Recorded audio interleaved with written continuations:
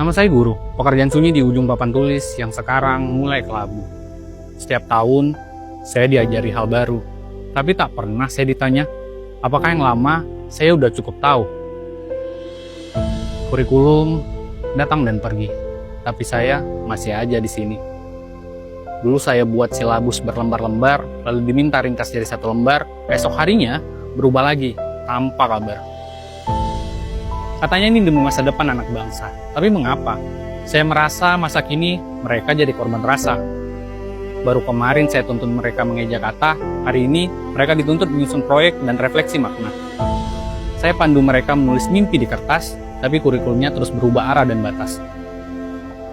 Hari ini nilai katanya tak penting, yang penting profil pelajar. Tapi tetap, bila angka turun, wajah orang tua jadi gusar.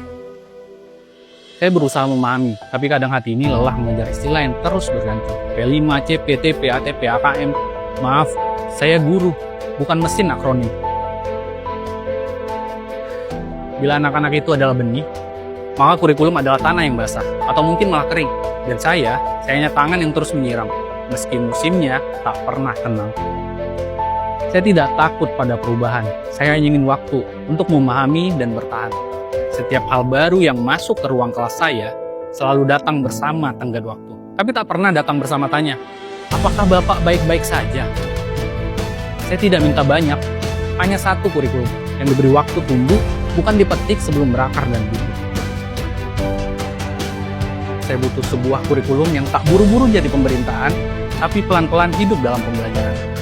Kurikulum yang tak membuat saya terburu, membuka file sambil belajar mengejar jam yang terus mundur. Yang tak meminta saya mengganti metode setiap hari, tapi mendengarkan ketika saya berkata, anak saya butuh waktu, bukan sekedar isi materi. Saya bukan menolak pembaruan, saya ingin kejelasan, bukan kebingungan. Hari ini saya belajar lagi, bukan karena ingin, tapi karena harus, agar tidak tertinggal dari sistem yang semakin hari semakin asik. Kadang saya rindu kelas-kelas yang sunyi tapi hangat, di mana belajar bukan soal target, tapi tentang tumbuh bersama anak-anak yang jujur dan penat. Sekarang, semuanya serba cepat, tapi jiwa anak-anak masih butuh peluk, pelan, dan semangat. Saya masih di sini, mengejar dengan cinta yang sama, meski kurikulumnya terus berganti rupa. Masih memeluk buku-buku yang lusuh, masih menatap mata mereka dengan doa yang utuh. Karena bagi mereka, kurikulum itu tidak penting. Yang penting, saya hadir dan saya mengerti.